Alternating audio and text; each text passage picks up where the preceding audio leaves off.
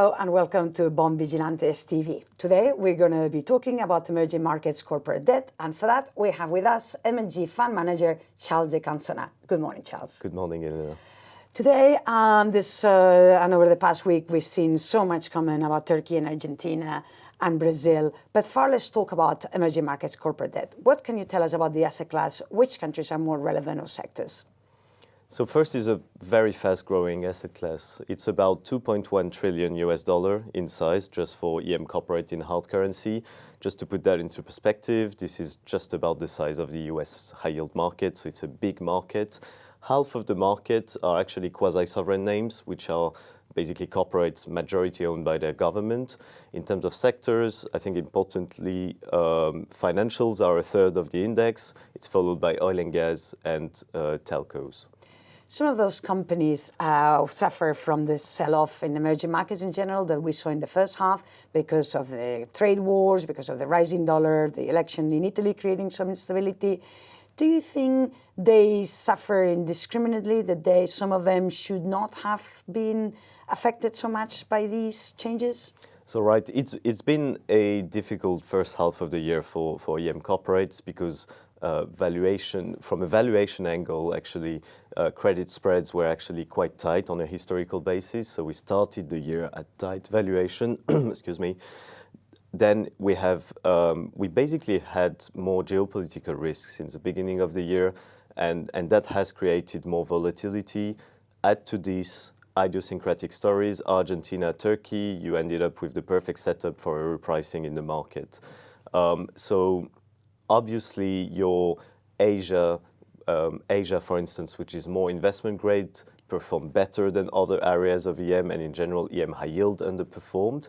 However, I think it's fair to say that it's been an indiscriminate repricing for all EM corporates. Do you see all these situations that were still ongoing, like the Russian sanctions and the Turkish situation? Do you think they will evolve, continue in the second half, or do you expect the second half a little bit calmer? I don't think the second half will be calmer in terms of geopolitical risk. Turkey specifically faces major challenges on the macro side with current account deficit, double-digit inflation. That has an impact on corporates because many corporates will actually struggle to meet their dollar debt obligations. Following the fall of the Turkish lira, that has a direct impact on the banking system because most banks, actually dollar lending accounts for up to 40% of the Turkish banking sector. So it has an implication for the broader corporate and financial sector. In Turkey, it's very difficult to know what's going on because you also have the geopolitical risk with the US. If anything, last week, following a call with the finance minister, we found the tone fairly orthodox, and he ruled out, for instance, capital controls. Again, I don't have a crystal ball. I don't know exactly what's going to happen in Turkey, but I think it's fair to say geopolitical risk will continue going forward. Russia is slightly different from a fundamental angle. We're less worried as long as oil price remains elevated. The real risk is US sanctions on Russia's sovereign debt. And if we're taking a look around the world, China, Latin America, Eastern Europe, and after the sell-off, do you see pockets of value? Do you see opportunities? Some companies that were hit but shouldn't have been hit, that you think this now is interesting? So in terms of the outlook for the second half, I think because we've had a 75 to 100 bips repricing in terms of credit spreads in the hard currency space, I think it's starting to be a little bit more interesting, and there are pockets of value. In particular because corporate fundamentals continue to be resilient. I expect them to continue to stabilize or improve. Default rates should remain relatively low at around 3% for the second half of the year. So given that background, you basically have opportunities like China high yield is a good example. After the repricing in the China property space early July, we actually found some areas, some names actually attractive. Quasi-sovereign names in the oil and gas sector, in particular in Latin America, I'm not referring to Venezuela there, are actually attractive. So you have areas of value that have emerged because valuation has actually repriced in the market.